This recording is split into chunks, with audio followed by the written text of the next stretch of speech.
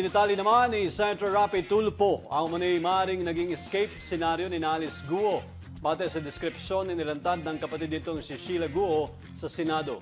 Sa buong kwento, nagbabalik si Raymond Tinasa. Posibleng sumakay umano ng sophisticated sea vessel ang grupo ni Alice Guo sa pagtakas ng bansa.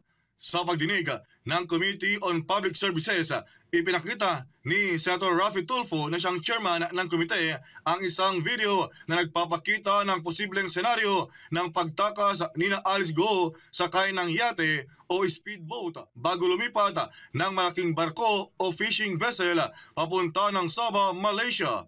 Makikita sa video ang puting fishing vessel na may sariling helipad, crane na panghatak ng speedboat at iba pang sopistikadong kagamitan o equipment.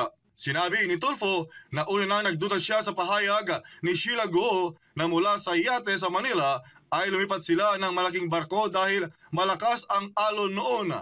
Pero dahil daw sa nakitang video, posible pala itong mangyari. Inihayag naman ng Coast Guard na hindi ito karaniwang ginagawa dahil delikadong sakay ng tao ang speedboat habang ibinababa o kaya ay iniakyat sa naturang barko. Kanina rin sa pagdinig ay iniharap ni Senator Rapi Tulfo ang isang alias Karen na umunoy biktima ng illegal recruiter na idinaan sa backdoor bilang patunay ng kahinaan ng ating border security at ng immigration.